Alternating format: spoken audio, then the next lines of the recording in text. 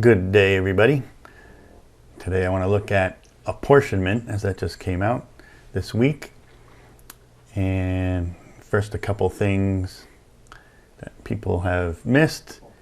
The population is not officially, but I mean as best they can, April 1st.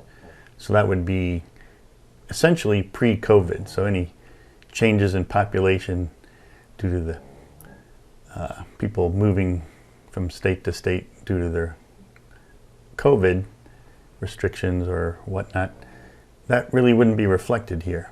So it was pre-COVID, and there weren't too many changes. It's much less than usual. If we get the data from the Census webpage, let's go down, there's the population. You can find the data page and get the data in PDF form or Excel. And if I look at the Excel right here, so we've had, if I just put 0 or 1, depending on if the state changed its apportionment or not, 13 states will have a change in apportionment. So that'd be 26%. Whereas going year by year in 2020, or no, that was 2020. In 2010, 18 states changed their apportionment. In 2000, 18 states changed their apportionment, and in 1990, as far as I went back, here it is, 20 states changed their apportionment, so 40%. So we had a really low amount, relatively speaking, change the apportionment. So what is the apportionment? We've got 435 units to distribute among the states, and if those units were something somewhat infinitely divisible, like mass or volume, like if you had 435 pounds of gold or kilograms of gold to distribute among the 50 states, and you wanted to do it with their, according to their population, then you just take the fraction of Alabama's population to the total population of the country, and then that would be how much of the 435, I'll go with pounds of gold, Alabama would get, and so forth. So if you had 435 units of something that you could divide, say, to at least the 1,000th place, then this would be the way you'd want to divide that 435. But we're distributing people, and we won't do fractions of people, so we have to round either up or down. And the way that's chosen is called the Huntington Hill method, which rounds using a geometric mean, and we'll see more about that in a different video. But looking at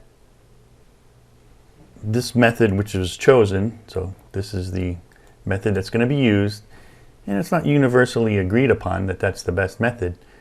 I mean, there's some other methods. I mean, one simple one is Hamilton's, and I wouldn't say it's the best, but it's simple. If we look at the differences between Hamilton and the Huntington Hill, New York and Ohio get one less state with the way that's chosen Huntington Hill, or they would have gotten one more in Hamilton. And notice they have larger fractional parts, right? New York should have gotten, 26.56 roughly people.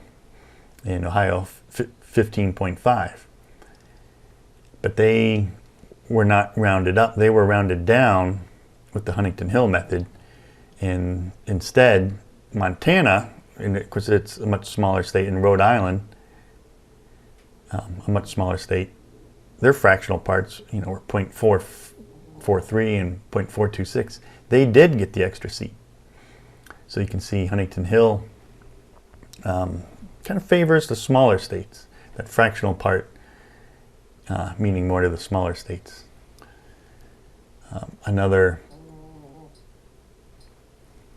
The only way that we would change to instead of Huntington Hill would be Webster's method, and some consider that the fairest way. And in this year, 2020, Webster happens to agree with the Hamilton method. So you can see I highlighted all the differences, and with Webster right here, it's going to be the same as Hamilton, and if we were to use that apportionment. But that's not always the case. If I look at the apportionment through time, let's see, in 2010, this would be the apportionment. Then here, Hamilton actually agrees with the Huntington Hill method, and Webster's is actually different than from both of those two, Huntington Hill and Hamilton. But I would say probably more often, if Hamilton is to agree with either one of these two, it would probably agree with Webster more frequently than it would Huntington Hill. If I go to 2000, then Webster and Huntington Hill actually agreed with this apportionment for this census, but Hamilton was different than both of them. So, I mean, there's no sure rule about what Hamilton will agree with. So in this case, Huntington Hill and Webster did agree, and Hamilton didn't. And if I go to 1990, as far back as I'll go, then Webster is slightly different than Huntington Hill, and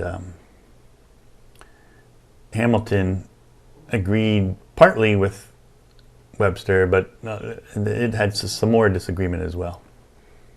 So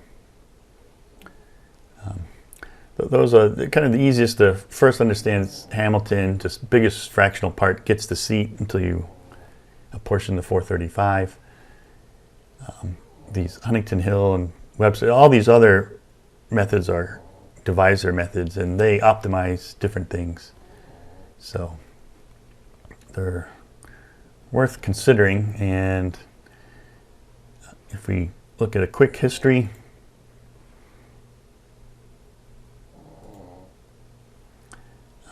the first method ever agreed upon by Congress was the Hamilton method.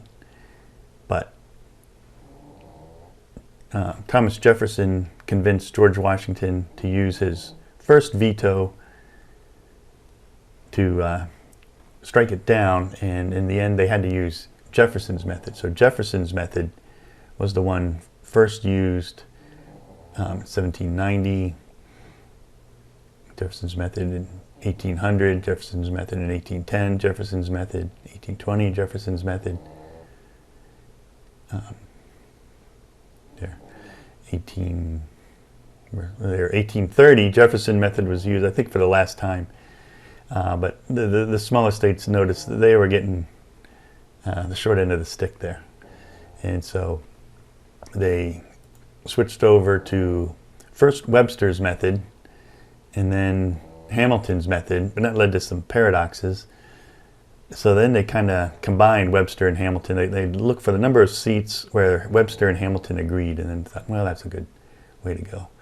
So they did that for a number of years, using Webster and Hamilton when they agreed. So kind of changing the number of seats until they agreed. And then in 1940 is when the Huntington Hill method began to be used. And it's been used ever since, although there's some that say Webster's method's better. And just a quick look. So that first method I didn't talk too much about. Jefferson's method. Quick look at any state, like let's go to, well, let's say Ohio. You know, if you give a fraction of, if you could divide the 435 into thousandths, Ohio would get 15.514. But if it has to be an integer, it should either be 15 or 16. That would seem fair. And so sometimes you round up or sometimes you round down for all these fractional parts. But with Jefferson's method, no state will go below what's considered its lower quota if you round down. But bigger states can go above their upper quota, like here. So California getting 52 definitely seems reasonable, but it gets 54 with Jefferson's method. And then the inverse of that is Adams. Now, then California gets 50. So those are kind of extremes. Texas was another one, 38.3. So it should get either 38 or 39. And it got 40, though, with Jefferson's method. Well, it would have if we used Jefferson's method. So this was eventually noticed. Jefferson, I'm guessing he kind of knew. Virginia was the biggest state. So he never said so publicly, but I think he knew his method helped the bigger state. And everyone else not being as adept, I guess, at math, it cost him until it finally showed its face in one of the apportionments and some states getting above its upper quota. All right, so that's the introduction for what happened. More analysis of which method is best at what coming up.